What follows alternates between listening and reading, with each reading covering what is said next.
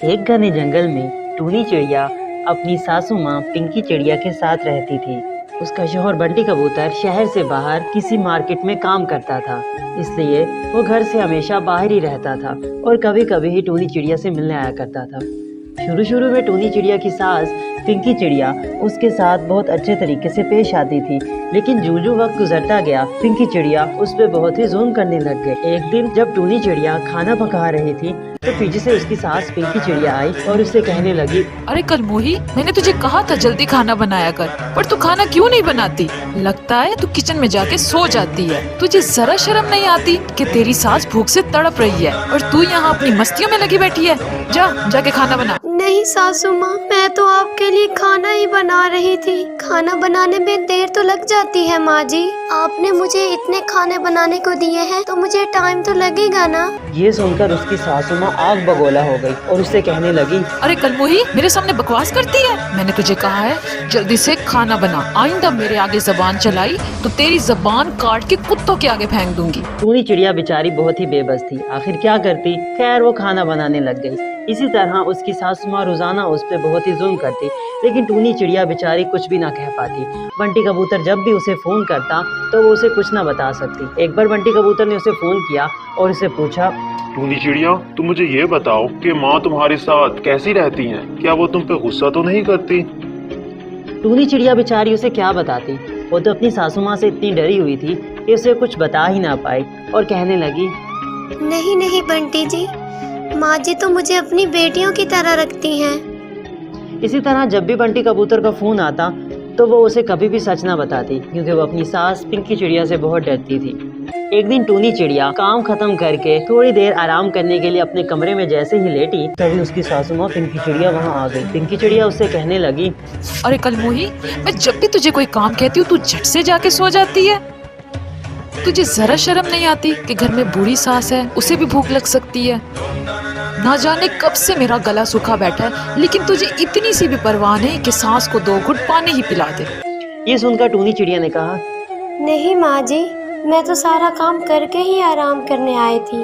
आप तो ऐसे कह रही हैं जैसे मैं कोई काम करती ही नहीं। ये सुनकर पिंकी चिड़िया को बहुत गुस्सा आ गया और वो टूनी चिड़िया से कहने लगी, कलमोही, मेरे सामने बकवास करती है। उसे वहाँ एक डंडा नजर आया और वो उस डंडे से टूनी चिड़िया को पीटने लग गई। पिंकी चिड़िया ने उसे इतना मारा कि टूनी चिड़िया जख्मी हो गई। टूनी चिड़िया रोते रोते वहाँ से गई और खाना पकाने लग गई। इसी तरह रोजाना टूनी चिड़िया पर जुल्म होते रहे। एक दिन पिंकी चिड़िया उसके पास आई। देखो बहू, आज मेरे घर में मेरी एक सहेली आ रही है और उसकी खातिर तवाज़ो में जरा भी कमी नहीं होनी चाहिए।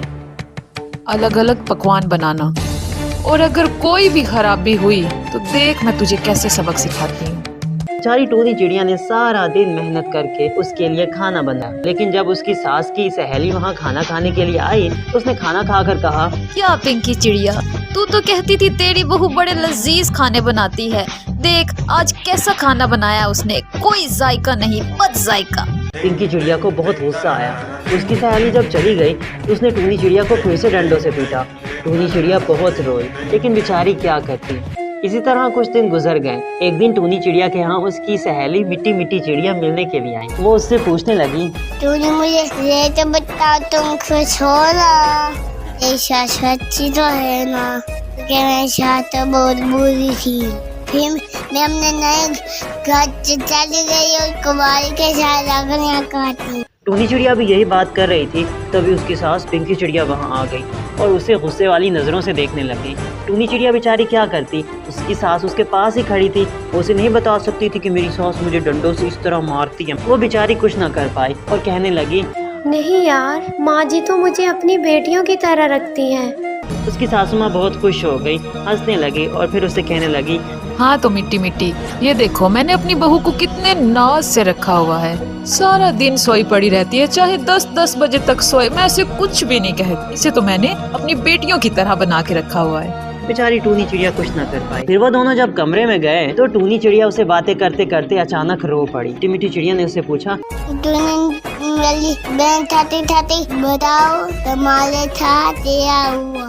ये सुनकर टूनी चिड़िया से रहा ना गया और वो मीठी मीठी चिड़िया से कहने लगी, यार मिट्टी मिट्टी, मैं तुम्हें क्या बताऊं, माँ जी मुझ पे बहुत जुल्म करती है। माँ जी मुझसे सारा दिन काम करवाती है और अगर कोई गलती हो जाए तो मुझे डंडों से मारती है और फिर मुझे रोने भी नहीं देती। ये सुनकर मीठी मीठी चिड़िया को बहुत गुस्सा आ गया।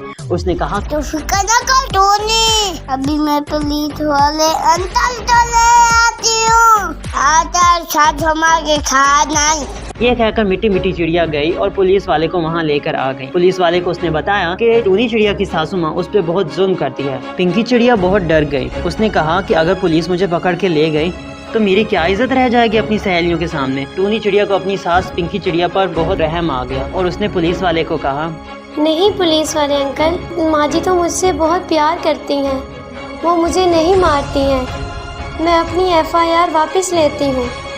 जब पिंकी चिड़िया ने ये सुना तो उसे अपनी गलती का एहसास हो गया और उसने टूनी चिड़िया को अपनी बेटी तस्लीम कर लिया। इस तरह वो दोनों हंसी खुशी रहने लगे। प्यारे दोस्तों, इस कहानी से हमें ये सबक मिलता है कि चाहे कोई हम पर जितना भी जुल्म करे, लेकिन अगर हम उसके साथ भी अच्छा सलूक करें तो आखिर में हमारे साथ उसे भी अच्छा सलूक करना ही पड़ता है।